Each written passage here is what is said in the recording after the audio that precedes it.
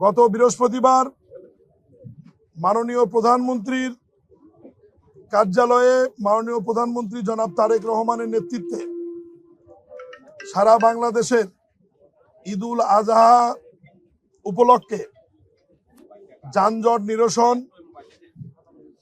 পশুর হাটগুলির ব্যবস্থাপনা, মহাসড়ক, রেলপথ এবং নৌঘাটগুলির ব্যবস্থাপনা, চামড়ার ব্যবস্থাপনা, মূল্য নির্ধারণ সব বিষয়গুলি নিয়ে দীর্ঘ একটি সভা অনুষ্ঠিত হয়েছে।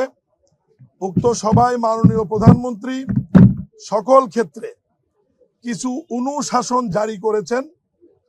সেই অনুশাসনের মধ্যে নৌঘাটগুলোতে বলা আছে, ফেরিঘাটগুলোতে যে সমস্ত যাত্রীরা ওঠানামা করবে তারা গাড়ি ফেরিতে ওঠার পূর্বে এবং ফেরি থেকে নামার পরে যাত্রীরা ওঠানামা করবে। রেল লাইন এবং মহাসড়কের মধ্যে কোনো পশুর হাট বসানো যাবে না এবং ঢাকার যে পশুর হাটগুলি নির্ধারিত উত্তর এবং দক্ষিণ সিটি কর্পোরেশনের নির্ধারিত পশুর হাটের বাইরে নতুন করে যত্রতত্র কোনো হাট বসবে না।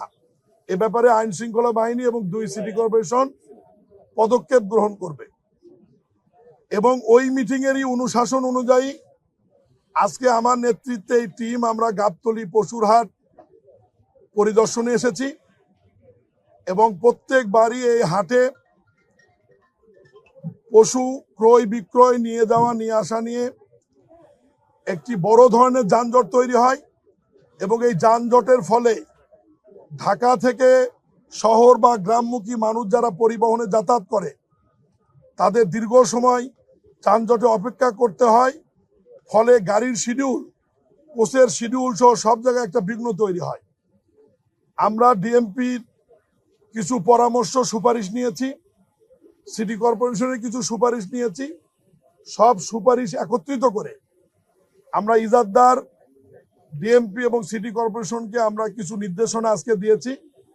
সেই নির্দেশনা অনুযায়ী কাজ করবেন এবং ঈদের 7-10 দিন আগে পুনরায় সিটি কর্পোরেশনের প্রশাসকের নেতৃত্বে সকল আইন শৃঙ্খলা বাহিনী এবং সংশ্লিষ্ট ব্যক্তিরা এবং অন্যান্য হাটের ইজাদদাররাও বসে যাতে ক্রেতা বিক্রেতারা নির্বিঘ্নে পশু ক্রয় বিক্রয় করতে পারে এবং রাস্তায় যাতে কোনো যানজট না হয় এই বিষয়টি আমরা নিশ্চিত করার চেষ্টা করব এবং এখানে একটি নতুন রাস্তা হচ্ছে। এই রাস্তাটি আগামী 2-1 দিনের মধ্যেই কাজ সম্পূর্ণ হবে। এটা একটি বাইপাস রাস্তা বা সার্ভিস রোডও আমরা বলতে পারি। এই রাস্তার কাজটি সম্পূর্ণ হলে গাবতলী আমিন বাজারের যানজট অনেক অংশে কমে যাবে বলে আমরা মনে করি। পশুর হাটগুলোতে আমাদের সম্মানিত পুলিশ বাহিনীর পাশাপাশি সেনাবাহিনী, র্যাব এবং প্রয়োজনে অন্যান্য আইন শৃঙ্খলা বাহিনীর প্রয়োজন হলে সেটি আমরা মোতায়েন করব। বিজিবিও মোতায়েন করা হবে। এর বাইরে এখানে স্বাস্থ্য ক্যাম্প থাকবে। নকল টাকা যাতে কেউ ব্যবহার করতে না পারে, এটা ব্যাংকের লোক মেশিন নিয়ে এখানে উপস্থিত থাকবে এবং পুলিশের আইন শৃঙ্খলা বাহিনীর পক্ষ থেকে অনেকগুলো ওয়াচ টাওয়ার থাকবে এবং ইজাদদার আইন শৃঙ্খলা বাহিনীর পাশাপাশি নিজস্ব ভলেন্টিয়ার নিয়োগ করবে। ফলে সব মিলিয়ে আজকে মাননীয় প্রধানমন্ত্রীর নির্দেশনা এবং অনুশাসন অনুযায়ী ওই মিটিংয়ের সিদ্ধান্ত অনুযায়ী আমরা আজকে এসেছি এবং মহান আল্লাহর ইচ্ছা আমরা আশা করি যে আগামী ঈদুল আজহার যে পশুর হাট এবং দেশবাসীর ঢাকা ছেড়ে যাওয়া এবং আসার রাস্তাগুলি যাতে নির্বিঘ্ন থাকে এ ব্যাপারে আইন শৃঙ্খলা বাহিনী সহ সংশ্লিষ্ট সকল মন্ত্রণালয় বিভাগ আমরা সজাগ আছি, থাকবো ইনশাআল্লাহ।